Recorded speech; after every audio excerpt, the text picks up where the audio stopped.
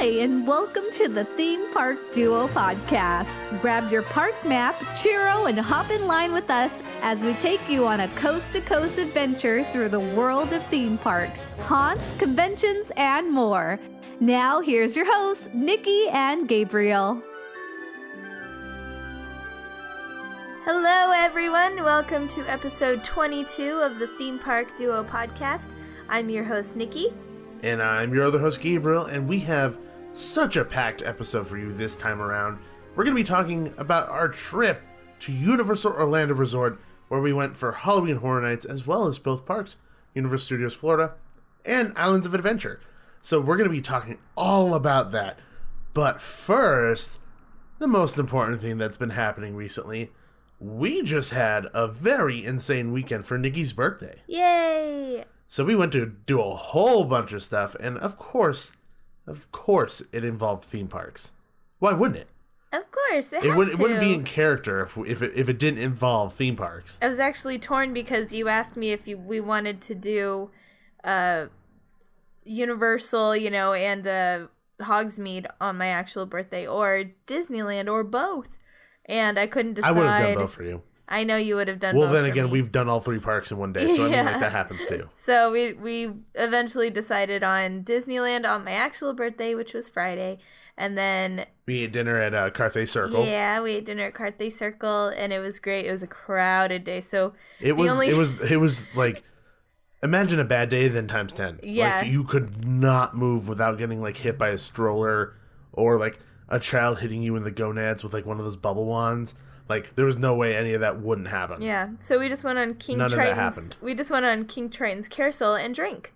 Pretty much. Yeah. That was the culmination of the night. Yeah. Then we went also to Malibu Wines with a whole bunch of friends, came back, had more wine, played Secret Hitler. Which is a very fun board game. You should look it up. It's a hard explanation to do on the podcast. Just look up Secret Hitler board game, and you'll know exactly what we're talking about. It makes friends have trust issues. So look it up. Really fun game. And then do want to give a shout out because when we were at Trader Sam's. We were at Trader Sam's, and so I was wearing my Trader Sam's shirt, and someone's just like, "Hey, Trader Sam's guy, wearing the shirt." They thought I was working there. Yeah. I honestly thought they were going to ask me to do something for them, and I was going to act like I was going to help them and like take their order and all that stuff. And I honestly thought they were going to and just sit down at another table and just completely ignore them. But they actually handed me a couple pins, some really cool tiki-themed pins, and I told them I'd shout them out, so I'm definitely going to be doing it. Nikki's holding it in her hand right now. I'm holding it right now. It's really cool. It took me a minute to get what it was, but it's actually a zombie head, and it looks exactly like the zombie drink mug that you can get at Trader Sam's, and it's wearing kind of a mix between a Santa hat and a Sorcerer Mickey hat. It's kind of a mix of both, and they're super cool. And so if you want to go look them up, you can look them up on Instagram at FentonXWorks, or you can go to their website, which is fentonxworks.bigcartel.com. And then the other person that works with him is at Atomica Exotica. And that's on Instagram as well. That's Atomica, ATOMICA_Exotica, EXOTICA.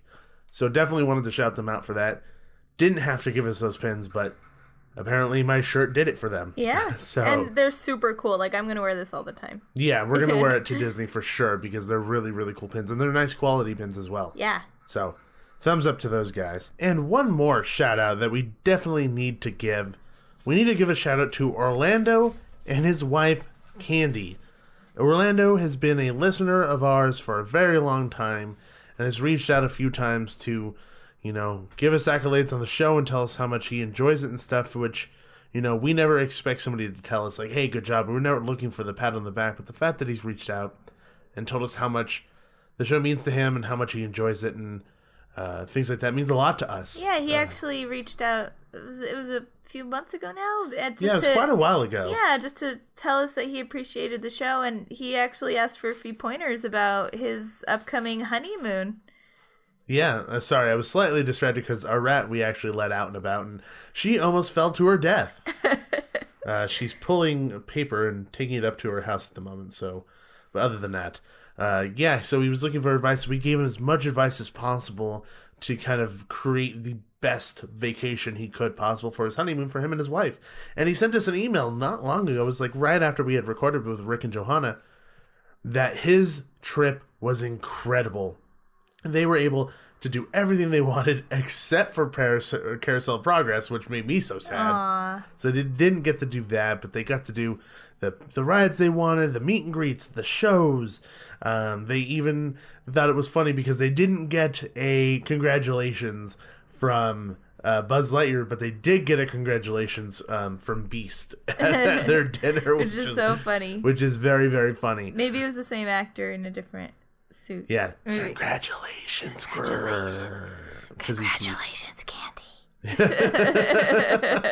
But outside of creepy congratulations, we are just very happy that you guys were able to take away from our advice and make your vacation great. Yeah, it makes me happy to know that what we say and do here, had a good impact on someone and that we were able to help in some tiny way. So congratulations and many happy years to come. Yes, congratulations, guys, and hopefully this little shout-out will bring a smile to you when you listen to it, so congratulations. And then, at the end of our episode today, guys, make sure you stay tuned at the very end. We're going to be announcing who won the D23 Halloween Town art print that we got from our Halloween Town screening that we went to on the Disney backlot. It's a really cool print. It's basically all in one poster, all in one scene. It's got every pumpkin that is represented in Disney films. Is that what it is? It's every single pumpkin? Yes. Are you sure? Yes. Or is it just a lot of pumpkins? Well, like every significant pumpkin. That's true. There was pumpkins in there that were completely, like, I didn't even know they existed. I wouldn't have even guessed that's what it was. Because during the screening, before the movie started, they had, like, up on the screen, they had pictures of the actual art print, and then every now and again it would show you what it was referencing, or like what pumpkin is what on the art print, so which is kind of cool. So there's pumpkins from movies, there's pumpkins that you would notice or recognize from Walt Disney World, so there's Disney pumpkins from everywhere on that poster. It's super cool. Pretty much. So we're going to be announcing the winner of that at the end of the show today, so make sure you stay tuned at the end of the show. And then also in between the last time we recorded, we were lucky enough to be invited by Queen Mary to go experience their new Ghosts and Legends tour. Now, this is something that I didn't know existed before we went to it, and it was around for 16 years. Yeah, I've never been on a single tour on the Queen Mary. I mean, other than, like, everything that we've done at Dark Harbor. Well, like, yeah, everything Dark under the Harbor sun, stuff. Dark Harbor, we've done. But, like, any tour outside of that, we've never done it. Yeah. So it was a blast. It was very Dark Harbor-ish also. Like, I'd say it was like a Dark Harbor maze, but in tour form and without the monsters. Yeah, we the way I said it when we were done, I said it's very Haunt light. Yeah. Light as in like the Diet Coke of the Coca-Cola. Yeah. So it was more than I was expecting, because I really wasn't expecting much. I was expecting just kind of like a more subdued tour, which they do have, and there's paranormal tours where you walk around and all that stuff and you can do that kind of thing.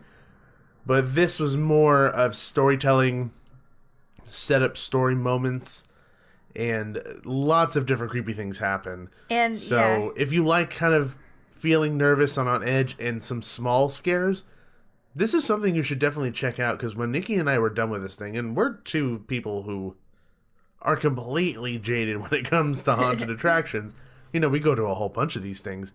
We walked out of this with the biggest grins on our face. We had so much fun that we had to do it again, and we actually did it twice. Yeah. Just so that we could see all the minor details that we missed. And of course, we're not going to go into spoiler territory of this. You're going to have to go see it for yourself. All I'll say is that you get to go in some really cool parts of the ship. Yeah, you get to go in some pretty awesome parts of the ship. And I definitely have to give kudos to the guy who was our tour, because he really made it. Our tour guide rocked. He was awesome.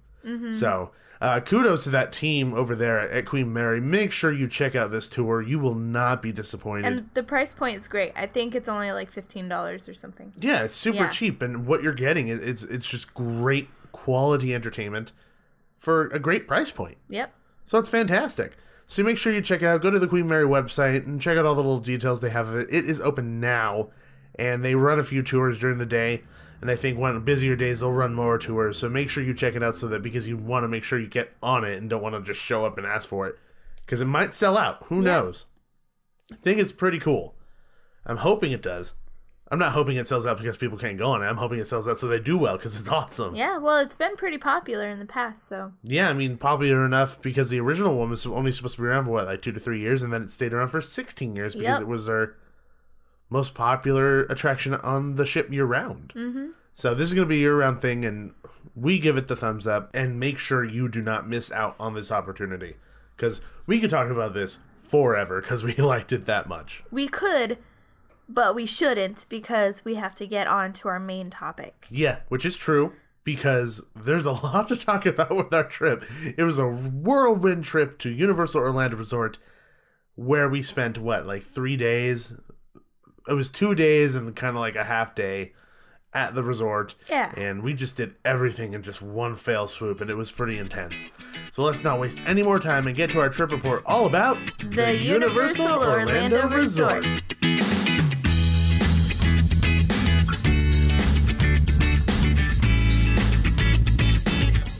So our trip to the Universal Orlando Resort was kind of crazy. It was. It was a little nuts. A little crazier than I wanted it to be, but it definitely fit our personalities. We'll just set it up. It was a red-eye flight. 11:30 at night, correct? So we got there around 7 a.m. Orlando time.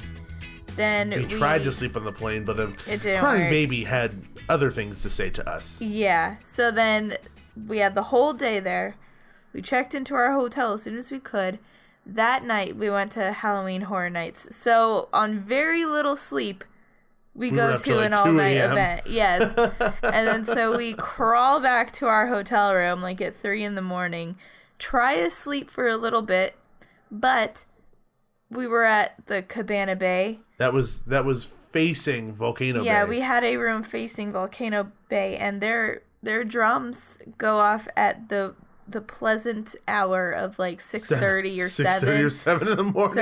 So at just like 3 hours sleep, we start hearing bum ba da bum ba da bum ba da bum ba da bum ba da bum ba da. It was very unpleasant. It woke me up, but we did fall back asleep. We slept for a little bit longer after that. But then we woke up probably around 8 or I'd say about 8:30. Yeah, and then we went to the parks all day. We went to the Universal Studios Orlando and Islands of Adventure all day till about 7. So that's pretty much like a wrap up. So show's over now because Nikki basically told you everything. No, well, I gave him an outline. What? So like Nikki said, let's back up a little bit. Like Nikki said, we actually landed at 7:30 in the morning. Our hotel room is not ready by that time. Yeah. But we were lucky enough because our friend Rich actually offered to give us a ride to our hotel so we didn't have to get like a taxi or an Uber or something like that. So that was really nice of him to actually drive us over there. So we got to our hotel early, placed our packages, our luggage there. Yeah. While we waited for our room to get ready. So while we did that, we took a bus over to City Walk. Yep. And we just checked out City Walk while we were there because we knew that we had to do a couple things there before we had Halloween Horror Nights that night. We wanted to purchase tickets for the next day, for the actual parks, for all that stuff. So we went to City Walk and ate at Cowfish, which I know our friends at UUOP had a less than favorable opinion of this place because they just had a really bad experience. We quite enjoyed it, though. Yeah, we loved it. I thought it was a great experience. But then again, we were like 2 of 6 people that were in there at 11 o'clock. Yeah, we went there like as soon as it opened for an early lunch because our schedules were all messed up with eating anyway. So yeah. So I mean, we had a good time. I had a pretty incredible burger, and you had some standard sushi. You had cow, and I had fish at Cowfish. That works out nicely. Yeah. And the first thing that was on your mind is I need to ride the cowfish that's outside of the restaurant. I did. The big yellow slug-looking thing with the horns. It was just my birthday.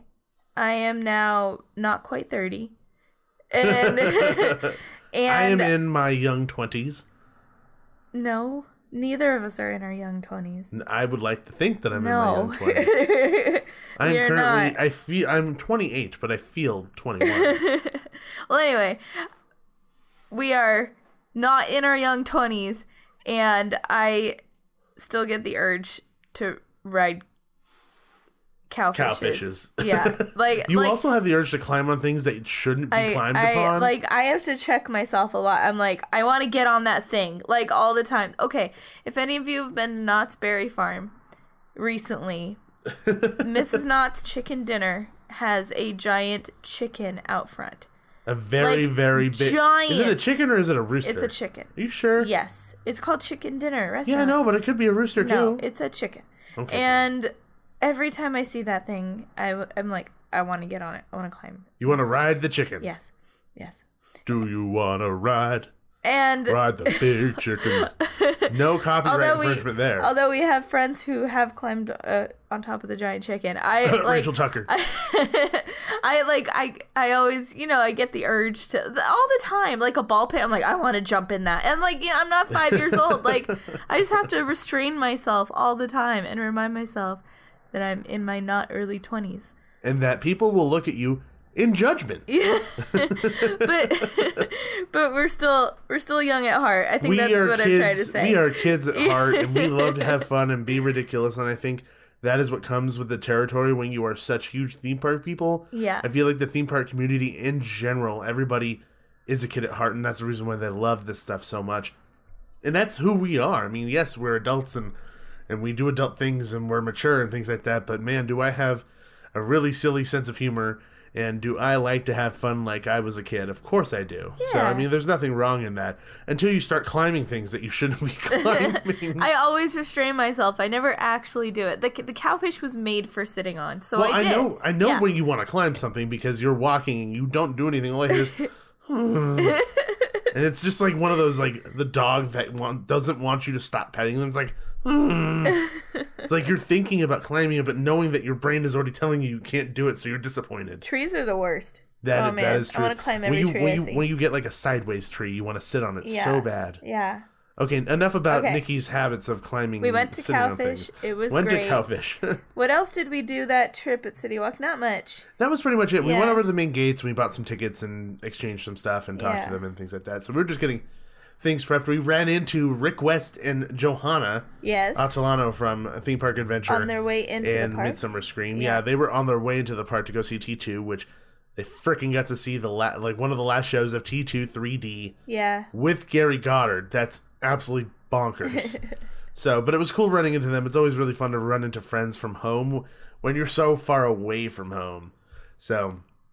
But make sure you listen to our last episode because we actually had them on to talk about both of our experiences to Halloween Horror Nights because we had both never, all of us had never been before. So it was very much our fresh opinions, brand new opinions of this event that we had never been to. So it was pretty quite cool. a fun episode. Yeah, that was the last episode. Yeah. Explicit warning of language, just FYI. But that was really cool that we ran into them. And just the environment of City Walk was just so different than ours. Yeah. It felt, it was bigger. Like ours is pretty condensed. It's not very long, but theirs felt like really long. Theirs was huge. We never even walked down to the portion where Margaritaville was. We never made it down that far. Yeah, and then there was also like some alleyways where there was like the BK Lounge thing or whatever, like Panda Express and all that stuff, like up left court, past basically. the NBC Sports bar, restaurant, whatever it was called. Yeah. So we never really made it that way, but also just how gorgeous it was in that area because you have that big setting of water there. So when you walk up to it, you see like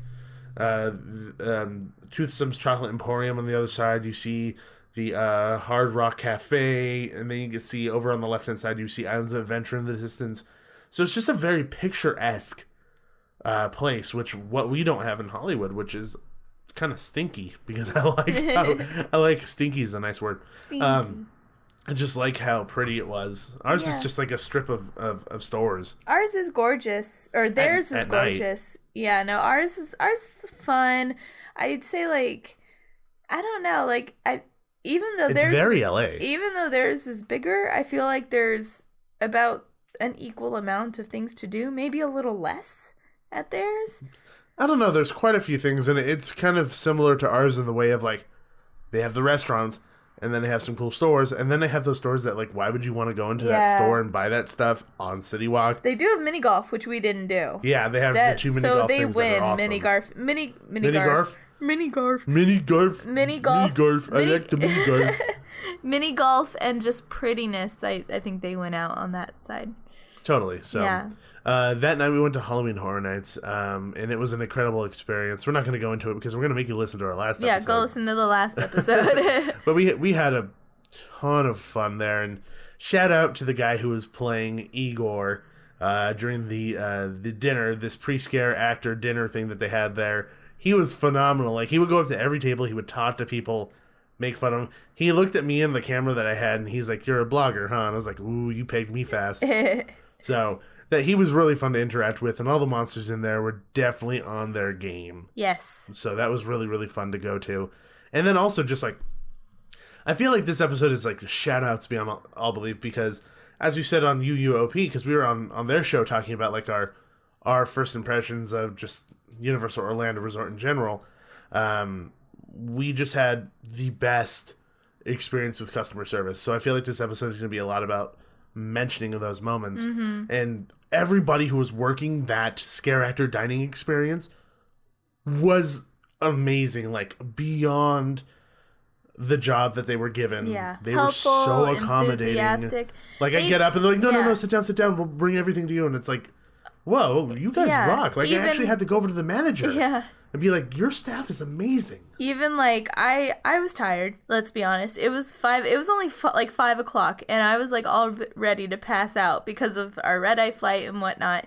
And so I was like, I was a little getting scared I wasn't going to make it through the night. So we go in and we were looking at all this stuff, and I was like, oh, I don't think they have coffee. And Gabe asked one of the people working there, like, hey, do you have coffee?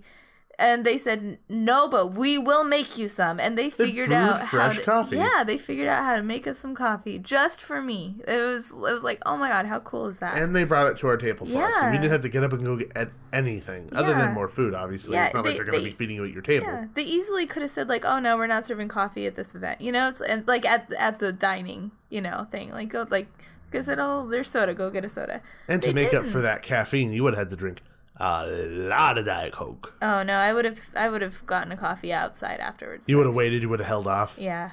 So, but still, it was very nice of them. It was awesome, and then our whole experience at Halloween Horror Nights was just such a blast. And when we came back, like, I was like, this is rough, because it's like, I want to go back. I want to go back every year because of how incredible our experience was. Well, we just saw a picture that made us want to go back next year. Yes, that was extremely rough. Universal Orlando Resort on Twitter posted a picture of the Universal Globe upside down, and then the comment just basically said, if we're craving waffles all of a sudden. So they're hinting at they might have something Stranger Things related themed next year. So that's pretty freaking awesome. Yeah. So that's really great stuff. And then after Halloween Horror Nights, obviously we went to bed like Nikki said, and we woke up very early because of Volcano Bay. They could all shut the heck up. But what I do have to say is that even though we woke up bright and early against our own will because of stupid Volcano Bay, it allowed us to actually look at our hotel, because we stayed at Cabana Bay, but like, we didn't spend any time there the first day because we were just gone. Well, we did, but it was all in the lazy river. Oh, yeah, I forgot about that completely. Yeah, we spent a lot of time in the lazy river. Yeah, after we were done at City Walk, and our room was ready, so we went to our room really quick. We changed, and we went down to the lazy river. And, man, Cabana Bay it's a pretty sweet setup. It's like all retro. It's very 50s, 60s, and very kitschy. Yeah, it's super cute, and all the rooms are totally styled the same, and it's so much fun. And their pools, I think, are pretty fantastic. They have 2 pools. One of them is set up where there's like I think actually they both might have it where it's like a sand area with loungers on it. kind of like a beachy might be. area. Yeah. Yeah, and then their pools are pretty nice, but the pool by our room had a lazy river, so And that was like one of your top priorities. So that was like your excited. major priority Oh when we my were booking gosh. the entire thing. You're like, I want a freaking lazy yeah, river. I grabbed a drink. She said it just like that. I gave you the goo goo eyes, and I made you buy me a pool like floaty donut thing. Like an inflatable raft thing for the lazy river. Yeah, the inner tube. And so I had my inner tube, I had my drink, and we floated around the river for like an hour. That's all we did. That definitely made up for the lack of sleep. Yeah. Oh my gosh, that was so nice. And it was a nice day. And you have a great view of Volcano Bay just from that area because you're right next to it. Yeah, and we actually got to spend a little bit of time in the hotel that we paid money to stay at. So, yeah. Exactly. And I definitely liked Volcano Bay. And if I were going to stay somewhere again... Cabana Bay. I said Cabana Bay. You said Volcano Bay. Ooh, whoops. Uh-oh. I'll stay in the volcano. Okay. In the water. They should start letting that happen. Why would anybody want to spend the night in a water park? Why? I mean, theme park. My bad. Well, anyway, we stayed at Cabana Bay. Yes, Cabana Bay. Yeah. But if I had a choice, I'd stay there again because I thoroughly enjoyed it. Yeah. Only thing that I noticed is that for some reason that location had a lot of smokers. Yes. Like every time we were out, like walking around, there'd be like 3 or 4 smokers at each smoking location. Yeah. And I don't know if that just happens to be our timing, or that place just caters to a lot of smokers. No clue. It was just really odd. I noticed it and I mentioned it to you. I was like, is it just me or do a lot of smokers out here or something? Yeah, there's always someone outside smoking, it seemed like, but who knows? Well, I mean, it wasn't just like 1 or 2 people. It was always a handful of people. Yeah. And like people who weren't together, they were all just socializing because they were together smoking. Yeah. I don't know. It just seemed a lot more than normal, like at any other hotel we've been to. Who knows? So, but yeah, Cabana Bay, 100%. We freaking loved it so much. We really enjoyed that. So, like I had said before, we went to the parks the next day. We hit up Universal Studios Florida first. Our impression of it was kind of weird because, ours at Universal Studios Hollywood, you have the main entrance, and you have the upper lot, the lower lot, and the back lot. We're not actually at the back lot, but just the lower lot. That's kind of how things are broken up. Yeah. This one kind of just felt like a big hodgepodge of things. Yeah, it's all kind of spread out, and I'm sure they had, like... I have maps right here from Halloween Horror Nights right in front of me, so excuse the paper sounds. I'm sure they had, like, separate areas, but it felt like nothing was, like, very, like, solidified as, like, this area is, like, this land, or this area is this land. So basically it just felt like you were just walking around trying to find stuff. And this is just from, like, a beginner's, first-timer's point of view of the park, where we only had 1 day to really explore both. So we were rushing, and we could be very, very wrong about that. It could be, but it just felt a little hodgepodge. I mean, that's not to say it wasn't, like, very pretty, and there was the whole, like, Springfield area, and then there was Diagon Alley. Yeah, and Piccadilly Circus, which leads to Diagon Alley. And so, there were areas like that, but overall it just felt kind of hodgepodge. They did have the kids zone where they had, like, Barney and Fievel's Playland and E.T. Then they had Central Park, which is where, like, the scare zone for Trick or Treat was. And then they had some New York streets and stuff like that. Oh, that was Central Park? Yeah. Oh. But we didn't walk through it a whole bunch during the day when we were there at the park. Just to go to E.T. Just to go to E.T., essentially. Yeah. And, we really didn't pay attention to a whole bunch of that kind of stuff. So we didn't really have time to, like, sit down and be like, okay, this is this, this is this, this is this. Yeah. Just by walking through, you would never know what it was. Yeah. For at least a first timer. So, I mean, of course, I think we'll figure it out afterwards. Yeah. Like, when we go a second time and we have a chance to absorb it all and just kind of enjoy it. Mm-hmm. But from first glance, we kind of had a hard time distinguishing other than, like, the obvious. Yeah. So, we had gone on Rip Ride Rocket and The Mummy the night before at Halloween Horror Nights, and I liked Rip Ride Rocket. You hated it. I want to be able to demolish that ride piece by piece myself. It would bring me joy. You hated it so much. Yeah. Well, because it was pretty rough, I'm not going to lie. I might have brain damage. You might have brain damage? Yeah. Are you just a little slower now? Yes. So it was pretty rough, but I enjoyed it to a certain extent. And then we both really liked The Mummy. I know that you said you felt like ours felt like more ride, and I disagreed with that significantly. I like that ours went backwards. In Hollywood, ours goes backwards. Yeah, well, ours in Hollywood, you go through you go through a portion of the ride, and then it stops. Then you see the bugs, and then you finish the ride backwards. So you do have a good significant portion of the roller coaster that goes backwards. Half of it, actually. Yes. In Orlando, the bugs are part of it, and you do like a little backwards dip, but the main portion of the roller coaster is all forward. Instead of us getting backwards in Florida, what they do is they have like a fake ending, like a fake stop, and then another launch, which I prefer that because I really like the whole setup to the attraction that they had there than what ours was. Yeah. Ours is kind of like this real tomb, and you're in there. There's just like a film set that brought the curse over. Yeah. And the launch up and over into Imhotep's mouth really caught me off guard because I wasn't expecting to get that much airtime out of it. And I was like, Yeah, that part was trying to cool. Hold on to my lap bar Yeah. because I did not expect that. So I really, really enjoyed that attraction. Jimmy Fallon is Jimmy Fallon.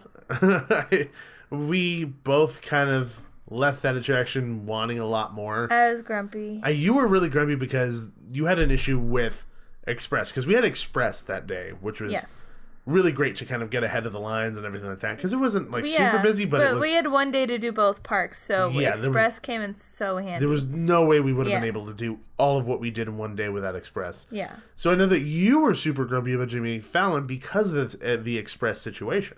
Yeah, well, it's, as you know, it's a queue-less wait system, basically. Yeah, queue-less ride system. Yeah, so you go up, you get a return time, and then you leave and you come back at your time, and then you go into the ride and you wait some more in like a waiting room, basically. And they have stuff to entertain you, like games, and they have Ragtime Gals. The Ragtime Gals. Hashtag the Panda. Yeah, like a whole stage where you can watch. But still, it's like, for me, I didn't know that even with Express, you go up and instead of getting a return time, you just go straight in. But you still have to wait like that 30 plus minutes in that waiting room. And I think that is bullish. Bullish? Bullish. Bullshite? Yeah, bullshit-talking mushrooms. I think it's ridiculous. I mean, I agree. I don't think that people who are paying extra for Express should have to wait in that line, because you're paying the extra money to skip the lines, essentially, or a good chunk of the line. And this was also coming from a perspective of I knew I wasn't really going to enjoy the ride anyway. So we're not Jimmy Fallon fans. So we think he's funny, but we don't watch his show every week. So I didn't want to waste the first 40 minutes of our day there, because it's the first thing we did. And I went up to it not knowing that we were going to have to wait that long. And so I was like, I just want to get to the other stuff, and I just didn't want to be there. Well, also, you just wanted to get to Diagon Alley. So you had that lingering over your head, and E.T. and all that other stuff. But, so, I mean, we enjoyed the line for what it was, and the Ragtime Gals were hysterical. Hashtag the Panda was hysterical. Yeah. It was a good show. It was a good place to wait. And the safety spiel was cool. It was funny, and I like it more than just sitting in a line for an hour. Yeah. But the ride lacked so much. It was just so cliched and just so many jokes we've seen before. Mediocre. Yeah. We didn't, it was entertaining. We were, on a ride, and we're like, oh, yeah, this is kind of fun. I would never feel the need to do it again, though. I would never do it again. I would never waste my time. Not a single minute of my time will be wasted there. Which sucks, because I like seeing Ragtime Gals and hashtag, but I don't want to have to go on that stupid ride. Yeah. So, I mean, obviously we disliked it a lot. Then we made our pilgrimage to E.T. so that Nikki could have her moment alone in silence with it. And she put her face up against the building and stroked it. And she's like, go away, I need silence. And, pushed me away. And she, hugged the building. It was really awkward. None of that happened. People stared at her. I did cry, though. You did cry. But I cried for 2 reasons. What were the 2 reasons? Okay, so we went up to it. I was so excited. We had Express, so we got up to the line pretty fast. I 100% wanted front row center, because I wanted E.T. in my basket. Let's preface this a little bit with a story that we've explained on the show before, and we could give a summary, Spark Notes version of the story. because Nikki has a very long storied history, emotional storied history with the ET attraction in Hollywood, which we don't have anymore. No, it's gone. So the planning of our trip outside of Diagon and Hollywood Horror Nights, one of the major things for Nikki was we need to do ET. Like, that was a major thing for you. Yeah. Because of your whole story with ET, which we've explained, like I said. We have talked about it on the show. It involved tears in the rain, and she never got to ride it again. I never got to ride it one last time, and it was so sad. And you never got to give your goodbyes. And the first time I rode it, not knowing what it was at all, like when I was way younger, I just happened to get the basket in the front row with ET in it, and I remember just this overwhelming feeling of joy. Like, having E.T. in that basket, it was so, like, I was so ecstatic, and I just remember that so much from when I was younger. So when I went back, okay, I get to ride it again. I want the basket with E.T. and I want to be in the front row. So we asked the person who was seating us, oh, can we wait for the front row? No, get on.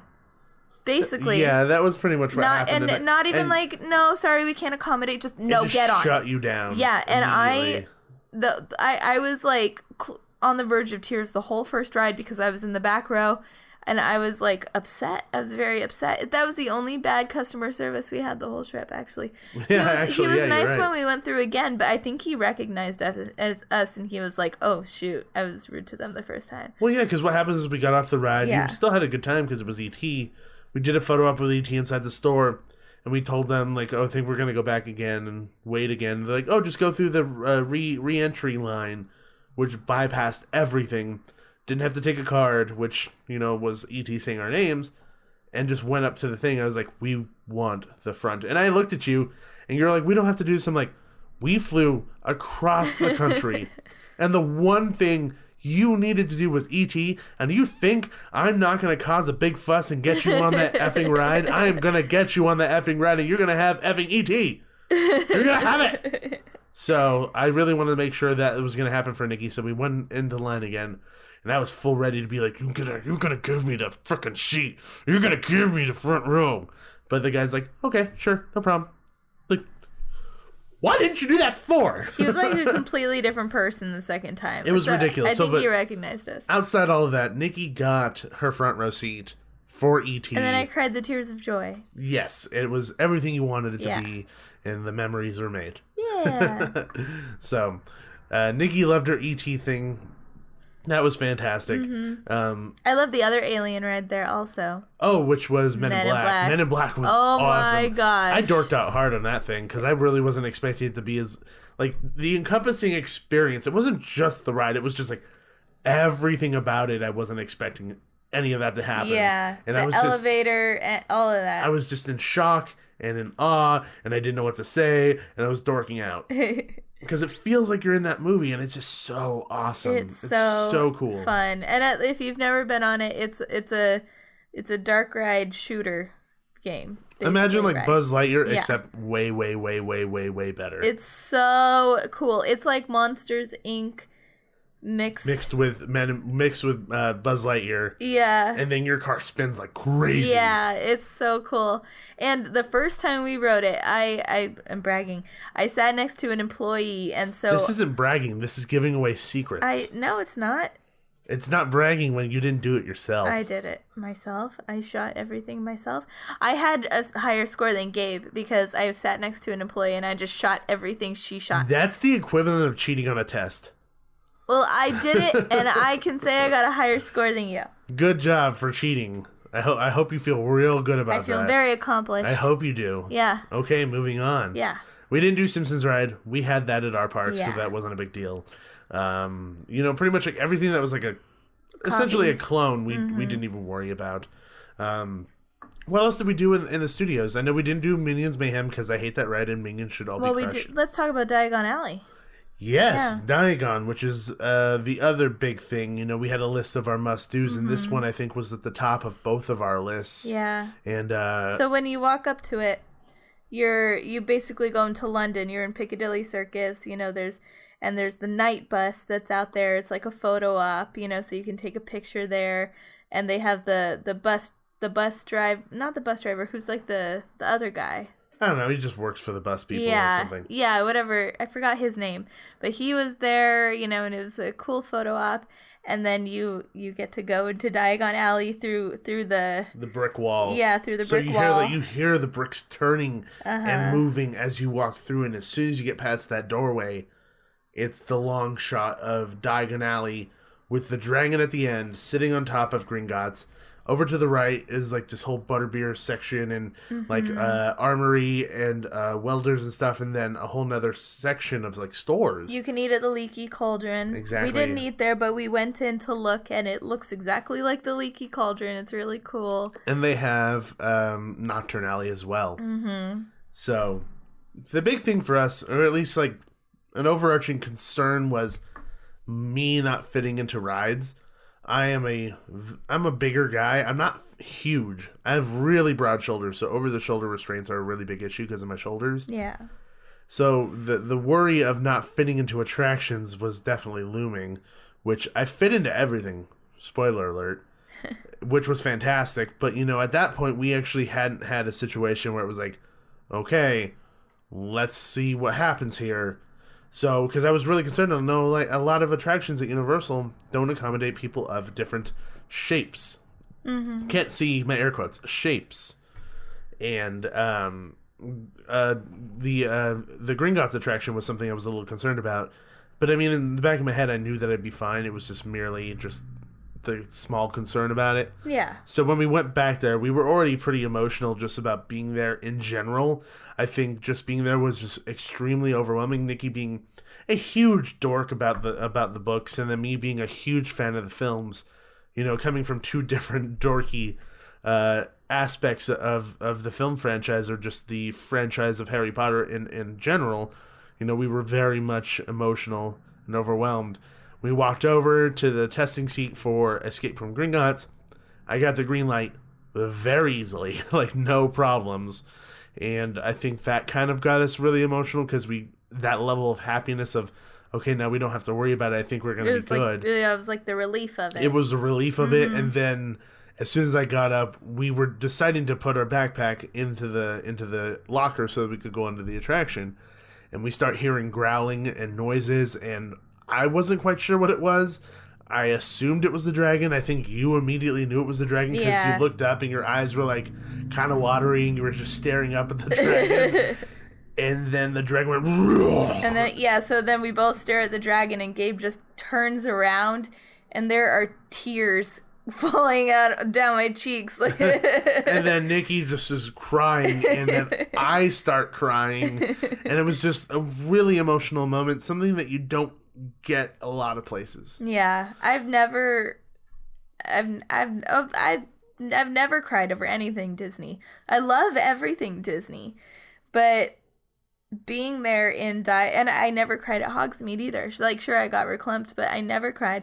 But like, just because you said you got misty eyed, but you didn't. Tears never fell. Yeah, but just being there in Diagon Alley, which I think is far superior to Hogsmeade. They're very different. Yeah, they're very different. But just the level of detail and just it's so hard to explain. Just the immersiveness, like I know we use the word too much, but just the immersiveness of Diagon Alley, just everywhere you look, every corner, it's like it's pretty much every single detail is accounted thought out. It's accounted for. Yeah, and just it was just so overwhelming just being there, and then that dragon breathing fire was just like the final straw, and I couldn't hold it back. I was so overwhelmed and so happy. There are only certain things in theme parks that have made me cry.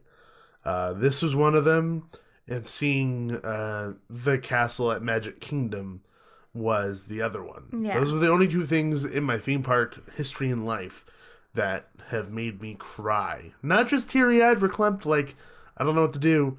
Cried.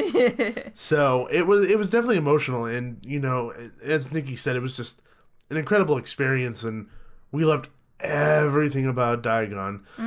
I think there was one thing that I liked about Diagon that Nikki definitely didn't enjoy as much as I did. Fishy green and, ale. and that has to be the Fishy Green Ale.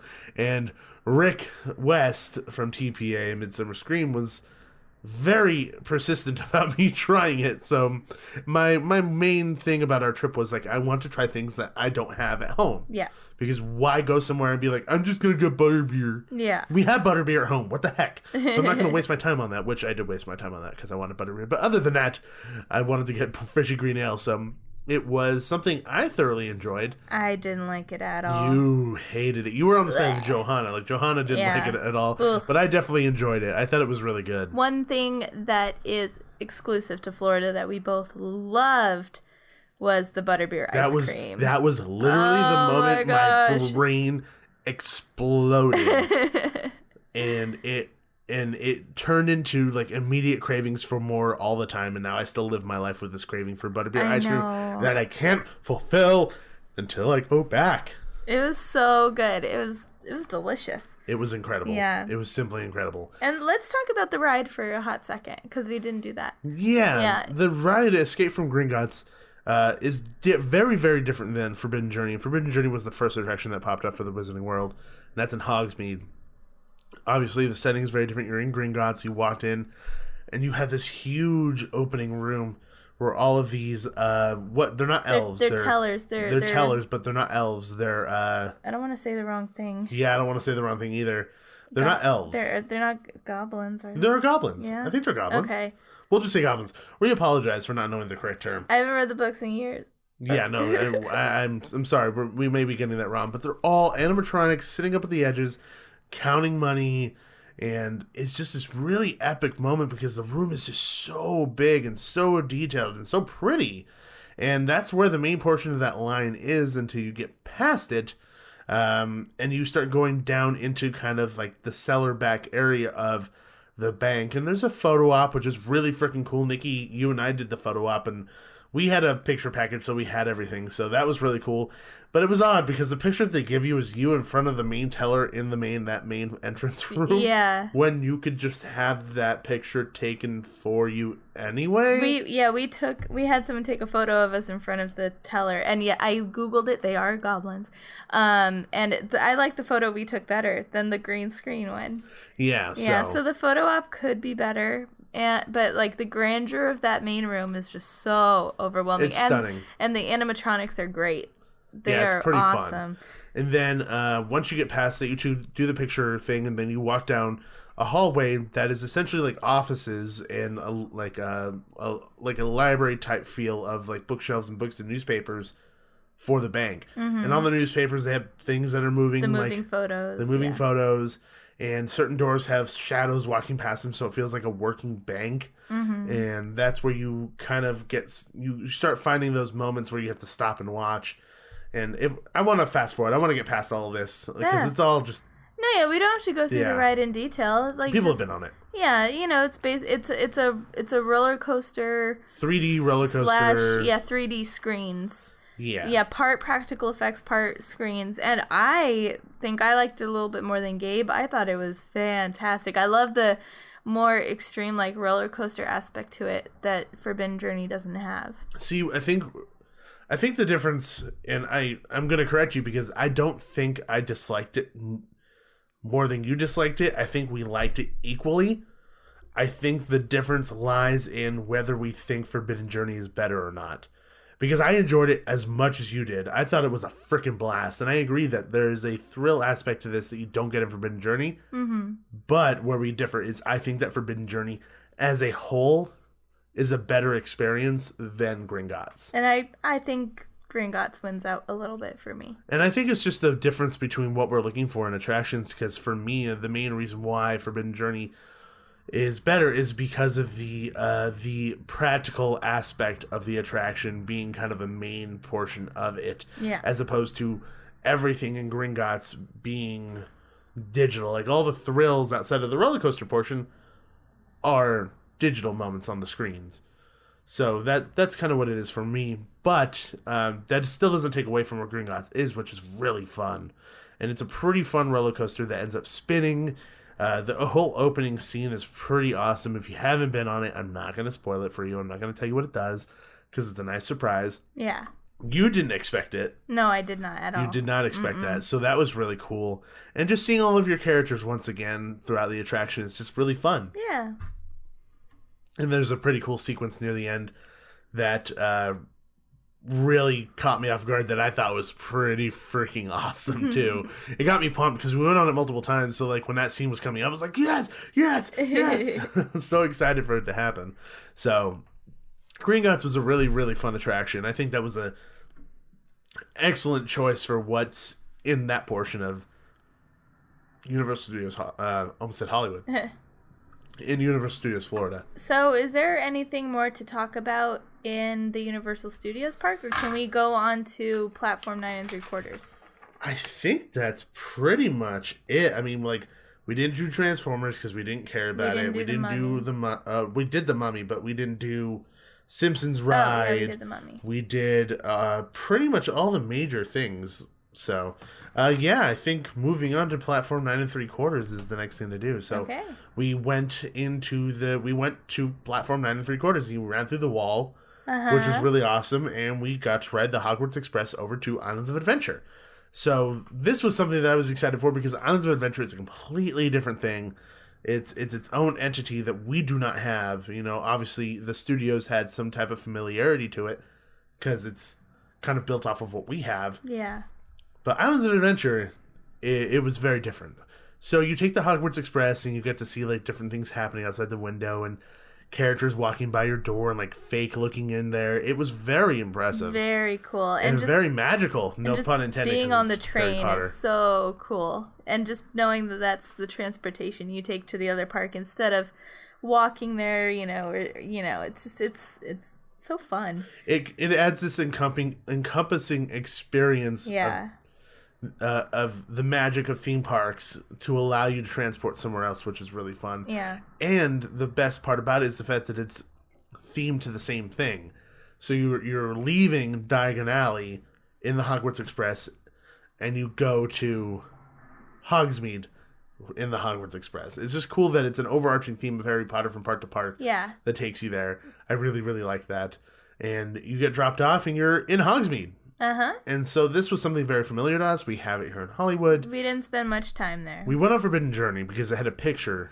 But on we it. we both look very bored in the picture. We looked very derpy. We derped our faces. I also think it's where the camera is, because the camera is like to your left, but everyone is staring at something over to the right, which is kind of this like dumb expression on their face. The other way around, we're looking to our left and the camera's on our right. Either way. Yeah, either way. It's just the camera's in the different direction of where you're looking. Yeah, so it's bad placement, I think, of the camera. Definitely bad placement. But anyway, for sure. we have a derpy photo of us on Forbidden Journey. Forbidden Journey. So at least we have that memory. And then, honestly, we stayed in Hogsmeade long enough to get one butterbeer, and then we left and did the rest of the park. Pretty much. Yeah. And so we kind of sped walk through everything. Yeah. Because we really wanted to get everything done and make it back to Universal Studios Florida to end our day in Diagon and take the Hogwarts Express back. Hogwarts Express back. Hogwarts Express back to experience it going back because it's a different thing. So we kind of sped walk through Islands of Adventure a little bit, but we went through the Lost Continent, which looked really cool. So impressive. Very, Beautiful. very impressive. And the music was pretty stunning as well. Went through Seuss Landing, which needed a bit of a paint job, but I mean, other than that, it was pretty cute. fun. It was really cute. And then we went towards the port of entry area of Islands of Adventure, which is essentially the entrance to the park. Very Adventureland-like. It felt like Adventureland in Magic Kingdom. It didn't feel like our Adventureland. No, they're Adventureland. Yeah, it was just on a bigger scale and done better. Yeah. And the music there for me was something I fell in love with immediately. And I know that for you, like, music is something that you don't really pay attention to. It's just in the background. Yeah. I am very much tuned into music really easily when it comes to theme parks. And the moment I heard it, I was like, I need to own this music because it was just phenomenal. We took some pictures up there. We looked through the stores to find some stuff to take home. Yeah. And immediately we had to run. We wanted to go on Spider-Man. Like, that for me, Spider-Man was... That was your E.T. That was my E.T. Because growing up, watching Travel Channel, binging Travel Channel shows about theme parks, I saw Spider-Man as something that was unattainable. I thought to myself, it's in Orlando. I'll never go on it. It's never something I'll be able to do. And I finally got to do it. And going up to it and kind of going through the line, I was like, wow, I'm actually here. This is kind of nuts. And Spider-Man was everything I wanted to be and more. It hit on all levels for me. Yeah. And getting off of the ride to go look at our picture, there was a picture on the ride. Somebody was blocking my face, so it was a little big bummer for me. Yeah. Because I really wanted the photo. Oh, they were blocking my face. Oh, they're blocking your face, yeah. Which was a bummer because I still wanted our photo regardless. Yeah. And the guy didn't know we had Express, but the guy who was running the photo booth, he's like, how long is that line right now? And I was like, I don't know. I think it's about like 50 minutes or something. He just looked at the both of us and he basically said, hey, follow me. And he took us through the exit and he went up to the attendant at the exit and said, these two need to ride in the front. And in that moment, I pretty much broke down in tears. Like, I was just so ecstatic. And Nikki looked at me, and I said, thank you to the guy who walked away, and we were waiting to get on the next car. And Nikki looked at me, and she goes, are you crying because of good customer service? I genuinely thought that's why you were crying. No, I was just so overwhelmed in happiness that I got to ride the attraction again that I've wanted to ride my entire life.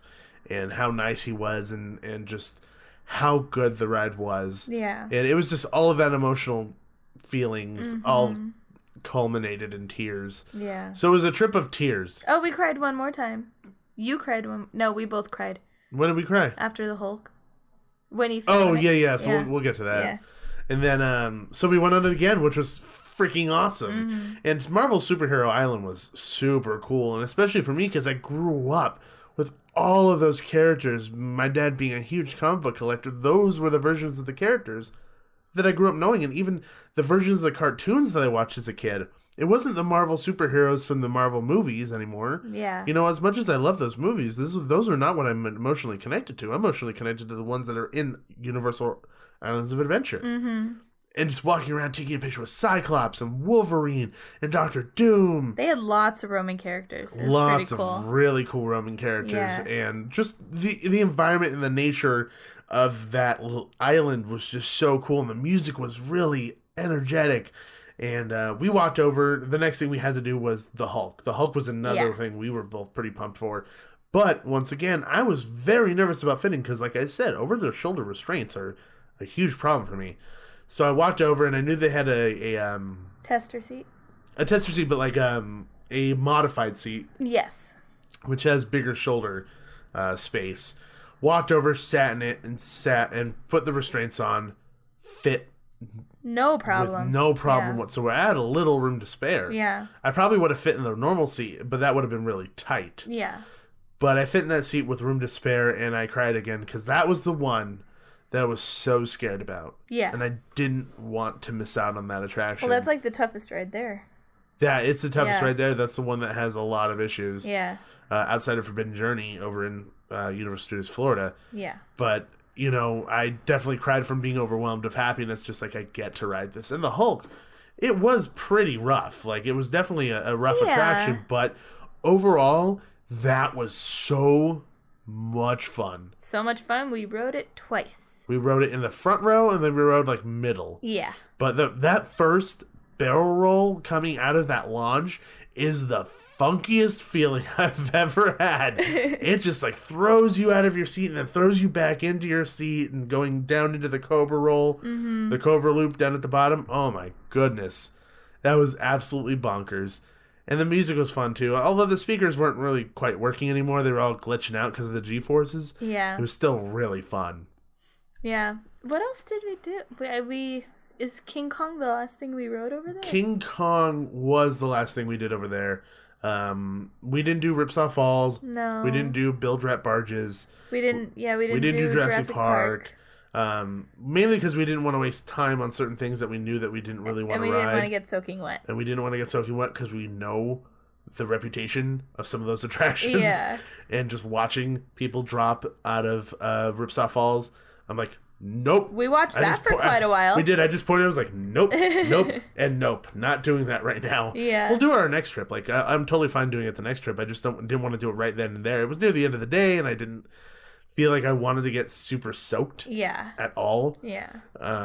So that was, I mean, we skipped it, but there was no hesitation in skipping it. We knew we didn't want to do that. And also just time. We knew King Kong was more of a priority, and then we had to get on the Hogwarts Express to go back because we didn't have that much time left. Yeah, so King Kong was the next thing that we did, and this was something I was pretty excited for because of how different it is than our experience, because King Kong over here is just part of the studio tour.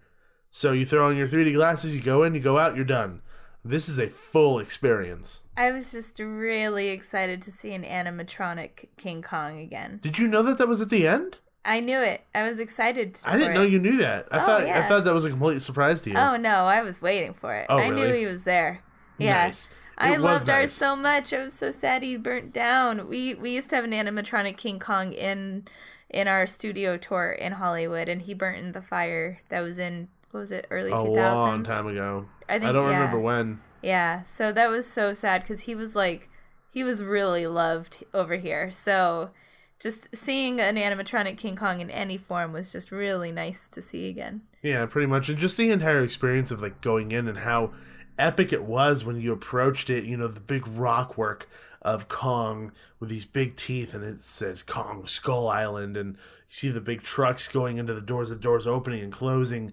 It's just really appealing, and it's phenomenal. And it pops a lot. So when you go in, you're entering these caverns with carvings and stuff, and there's scare actors popping out and scaring you. Mm-hmm. And there's a really cool like witch doctor animatronic thing that's in there that is like telling the story of Kong, and it's a really epic line that really builds up to a ride which isn't as epic, but it still leads to a very cool attraction, which is essentially these trackless vehicles that have fake drivers who are attached to it, and they take you into the experience. I'm not going to spoil what happens in the attraction other than the fact that there's a huge animatronic, but overall, Kong was extremely impressive. Yeah. I was thoroughly impressed by the experience because it built upon what we had already established essentially in Hollywood. Yeah. And it took it in directions that I really liked. Yeah. It again was screen based. I mean, like most of the things that they have there, but for me, it didn't really take me out of it. I thought it was really fun and it had its own merits to it. Yeah, I definitely just very enjoyable. And you know, what more can you ask for? Exactly. Yeah. I mean, cool ride, cool technology, and it was fun. Yeah. I mean, that's really what it was. I mean, I wouldn't say that it's like, oh my god, it was amazing. It was just fun. It was cool. It was fun and pretty. Exactly. Yeah. It was very pretty to look at. Definitely lends itself to some really cool photos that I made sure I took before we left because I knew I wouldn't see that for a long time. Mm-hmm. Oh, speaking of photos, this is just really something really quick, but something that I really thought was cool and appreciated. They had like automated picture opportunity areas right outside of the Jurassic Park area. Yes, it was like a Jeep with a camera. It was a Jeep with a T-Rex behind it, and then a camera that you just scan your PhotoPass thing, and then there's a big screen that counts down, and you have like that many seconds to get prepped for your photo, and then the photo just shows up on the app. And I thought that was really cool. It was just just a random photo opportunity that actually turned out to be really awesome when we got it. Yeah, no, that was actually really, really cool. Yeah. I'm surprised we don't have something like that here. I'm surprised it's not more widely used because it was really awesome and it was a really cool photo. It looked like it was nighttime and it was raining and a T-Rex was chasing the Jeep we were by. It turned out really cool. It was a really cool idea, and like you said, I'm surprised they don't use that more widely throughout the parks because that's a really good idea.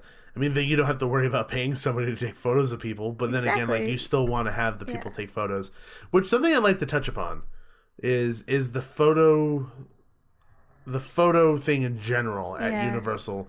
If I were to complain about one thing, it would be that although we got everything and it was cool, it was inconsistent. And there weren't that many photo ops. There wasn't like a ton of people sitting around with their cameras like at Walt Disney World or at Disneyland or anything like that. Even Knott's Berry Farm, I feel, has more. Yeah. You know, it was very inconsistent. There was a few that were in the entrance of the parks, but I mean, other than that, there really was like, there's nobody in Hogsmeade or nobody in Diagon, which I feel like they could do it, but I feel like because of theming, maybe they're not allowed to. Yeah, they wouldn't because of theming. But even like in certain Creevy areas. had a camera. Huh? Sorry, I got all nerdy. In the books and in the movies. Nikki, your nerd is showing. Yeah, I know. In the books and in the movies, there's this character who's a few years younger than Harry, and he is like a super fan, and he has a camera, and he won't stop taking pictures of all of them. So I mean, it's not like cameras don't exist in the wizarding world. They just don't want to break the theming of what's going on, but they can have somebody dressed up as a character taking photos of everybody. They could, which would be kind of cool, and then you would at least allow people to have pictures in Diagon or Hogsmeade or something. Yeah. So that would be cool to have, but there aren't a ton of picture locations. Yes, there's the ride ones, and most of our photos are from the rides. Very few are from the other experiences. Yeah, there's like rides in front of park, and that's it. Yeah, and then the experience of having to download that app, like a third-party app, in order to get the pictures. Why aren't the pictures just going to the main Universal app? That would be so much easier. Yeah, it's just very convoluted. Very convoluted, and then there were times where they're like, hold out your hands, pointing at something on the floor, look into the sky, and then we got the photos, and there was nothing in them. It was us pointing and holding nothing. We had to go into the photo picture location and ask them to put something in our photos. Which took away time from what we were doing. Yeah, it's something we shouldn't have had to do. Exactly, so that was a little silly to me. Yeah. So yeah, the photos isn't their strong suit. I'm still glad that we got the package. Heck yeah! It was a very last minute thing. We were at Halloween Horror Nights. We came off Men in Black, I think. Yeah, it was Men in Black. And we loved the ride so much. We're like, oh, let's buy the photo. Because the picture was phenomenal. Because both of us were like, I think our faces aren't really great, and both of us are like smiling. Yeah. Mine was like, yours was like a big smile. Mine was just a content smile. Yeah.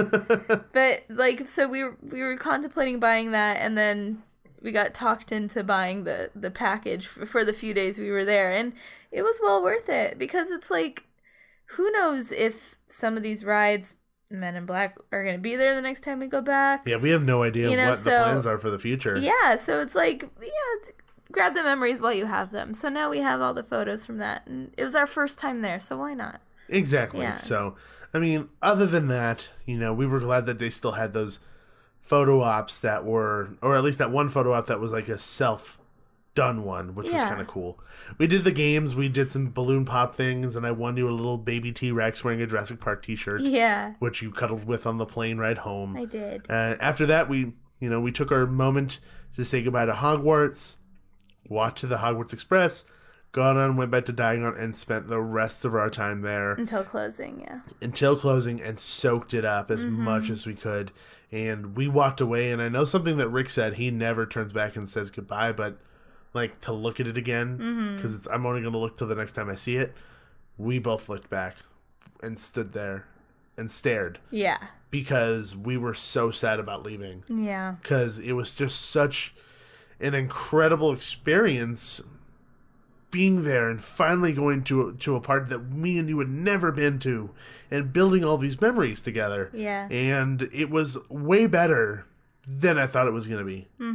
I have said before, and I said it on UUOP, that our experience of planning the trip was pretty horrible. It was a nightmare.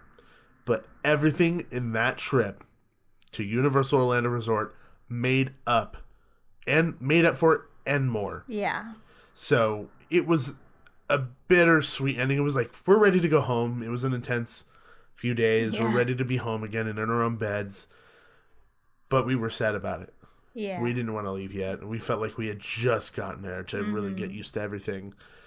So we are very excited about our next trip whenever we do it, to make sure that we have the ample time to really see the finer details of things and go on the stuff we didn't have time to, like Poseidon's Fury or things like that. Just taking our time in the Lost Continent, taking our time, in Universal Studios Florida, in a lot of those different parts that we just never walked in other than Halloween Horror Nights. Yeah.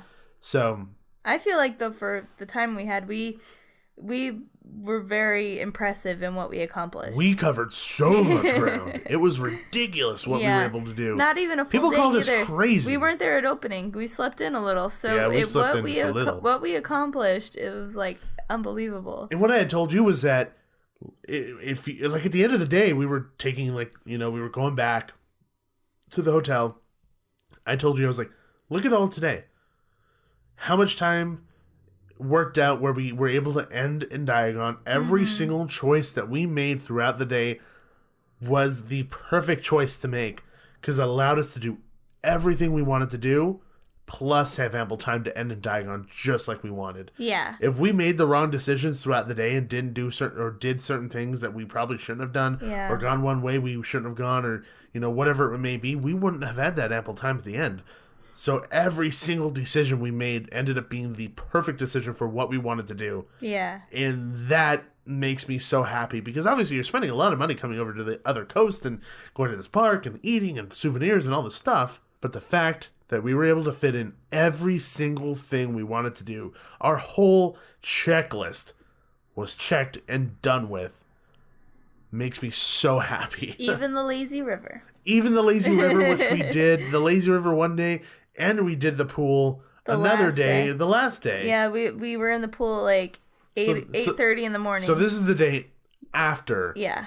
After our trips to both parks. This is the day we were leaving, but our plane didn't leave till 8 o'clock at night at the Orlando airport. Yeah. So we woke up when the pool opened, went to the pool, and stayed there for a good hour and a half. We were like the only ones in the whole pool. So we did the slide, we relaxed, we did the whole thing. It was fantastic. Got ready, ate breakfast in the cafeteria area in our hotel, which was actually really, really good food. I was very impressed with the quality of food. Gabe tried to pet a very angry stray cat. Yeah, there was a cat just chilling. I was like, "Hey, kitty, what's going on?" Like turned into the freaking werewolf from He tried Thriller. to murder you. The Thriller werewolf tried to kill me. Yeah. But yeah, no. So we did all of that, and then we packed up our bags and took a lift over to Disney Springs. We had to do something Disney. Just a little Disney in our lives. So we went to 2 bars. I would like to say that a lot of our theme park adventures end up being in bars as well. It's like a circle of life for us. It's theme park rides, beer. Theme park rides, alcohol. Theme park rides, tiki bar. Hey, we're in our not so early 20s. We gotta live it up. Hey, I'm in my early 20s, thank you. No, you're not. I'm 21. They have to card me. They have to card me every time. But yeah, so we went to Jacques Lindsay's Hangar Bar at Disney Springs. Had a drink, had some food. That was one of my favorite places from our honeymoon when we went. Yeah. And then we walked around Disney Springs for a little bit, went into the store, and then took a Disney bus, for free, to the Polynesian to go to Trader Sam's Enchanted Tiki Bar. And it wasn't open yet, because we were drinking that early. It was afternoon. It was like It was like 12? Grog Grotto. I'm drunk right now. Grog Grotto opened at 4, and we were there at like 3:15, so it wasn't that much of a wait. Oh yeah, for some reason it felt like it was really early. No, it wasn't. So we were drinking at Jacques at about like 2, and which isn't that bad. And I think it was more like 1. I think it was early. It was like lunchish. 1 to 2, and then Grog Grotto at about 4. So yeah, so we were there. I got the pearl. I got something. This delicious margarita that they don't have in California, and I'm really sad. Was it a different margarita? It was different. Oh, so it wasn't Rosita's margarita. No. Okay. It was something else. I don't remember. And then you got the ahi poke, and I got I got some pork sliders or pork tacos or something like that we don't have here. And it was a great experience. Super duper fun. And I just got to hang out at the Polynesian for a little bit. Yeah, and it was a pain because I saw the castle in the distance on the other side of the water, and I was like, oh, it's right there. I know. So then we took a lift all the way back to the Orlando airport and ate some food there and flew back home to Los Angeles, California. Another red eye. Yeah. So we landed. Well, not quite red. Well, we landed like at 11. Yeah. And drove our car back home and went to sleep. Went to work the next day. I took another day off. You took another crazy. day off. Yeah, I'm a little nuts. But that was our trip to Orlando. It was absolutely bonkers, and it was absolutely like crazy whirlwind trip, like I said at the beginning. But I would not have changed a single ounce of it because it was just so much fun experiencing so many new things. Yeah. All in one weekend essentially. Do you have a favorite moment? top moment of the whole trip? Top moment of the whole trip. We really didn't talk about Halloween Horror Nights all that too much. I mean, just if you had to pick one moment. I think the one moment. One moment is so difficult out of an entire weekend of happiness and joy. I have to say, if I'm going to choose two moments. Okay. One moment was when we both cried in Diagon together, and then put our bag away and went on the ride. Yeah, that was one of them. And then the other one was when I fit on Hulk. Yeah, those were the two moments for me that I will remember forever. Yeah. So that was really, really cool. So those are my two moments. What about you? Crying in Diagon and the lazy river. The lazy river when I was pushing you around in your tube and then I pushed you under the waterfalls. Oh my god, that was awful. Those were like hard waterfalls. Because they were falling from really high. Yeah. That's why. It was a really nice lazy river. That was very nice. It was very nice. Yeah. So that was our trip. It was absolutely bonkers.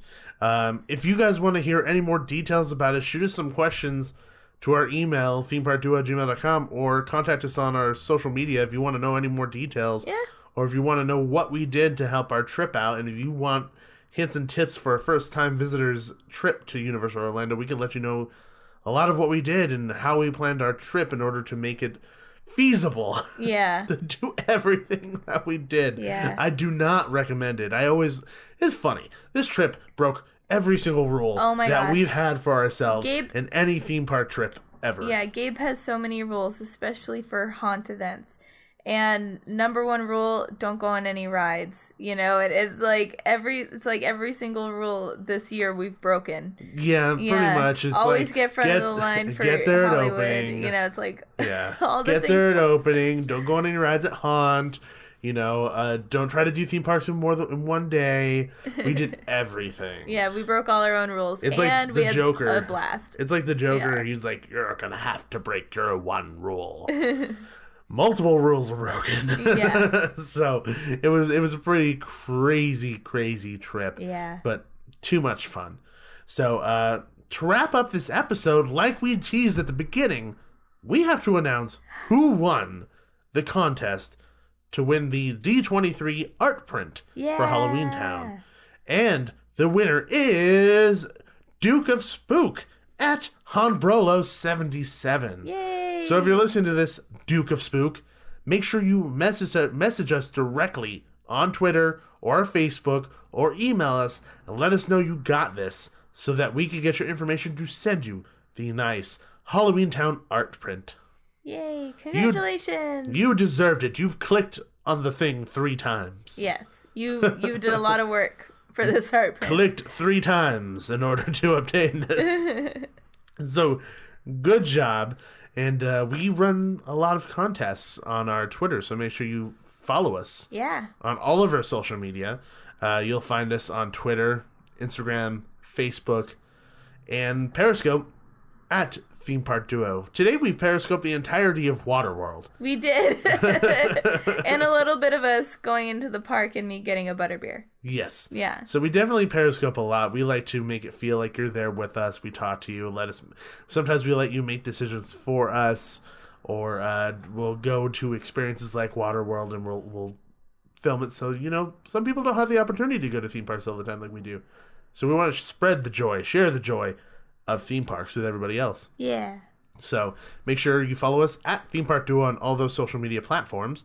And then, like I had said earlier, you can actually email us at themeparkduo@gmail.com. Exactly. And if you're enjoying the show very much, like a whole bunch of our listeners, make sure you head over to iTunes or Stitcher or anywhere you can find us and leave us a written review. These written reviews on iTunes and all those other things really help us out because it really brings the show up in the standings and it helps other people find the show and enjoy it like you are right now. Make sure to leave 5 stars.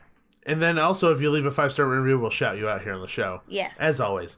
Nikki, you should ask him to do it because you have a cuter voice than I do. Please leave us a 5-star written review on iTunes. We would appreciate it very much. How could you resist that voice? It's my birthday. All I want for my birthday is 5-star written reviews. You're not gonna get it. If I get it, oh my god. If I get it, you can do something. Here's the stipulations, because I will guarantee you we will not get 5 stars written reviews for your birthday. Please. In a row like that. If we get 5-star written reviews, 5 of them within this week, and they say happy birthday in them or something, or they're referencing the show or something, whatever it is. And if we get those 5 within the week, I will let you slap me on the show. Okay. Let you slap me in the face on the show. Okay. But if we don't, I get to slap you. No, I'm just joking. I'm not going to slap you. No. Then I just win. There's no downside to it. You can get the satisfaction of winning. Yes. Yeah. Please let me slap my husband on the show. Here we go. This is just because I made that deal. Watch it happen. Watch us get 30, which is going to be terrible because that means you're going to slap me a whole bunch. No, I'm not. Oh, good. I probably won't even want to. You went extreme with the slapping. I was going to say dump ice water over your head or throw a pie in your face or something. Fine, we'll switch it. Whatever you want to do. I want to throw a pie in your face. You want to throw a pie in my face? Yeah, we'll videotape it. Okay. So if we get the 5-star written reviews on our iTunes account within a week, you will be able to throw a pie in my face. Yep. And we will film it. Yep. And we will post it on all social media platforms. Yes. At Theme Park Duo on everything. Come on, people! 5-star written reviews.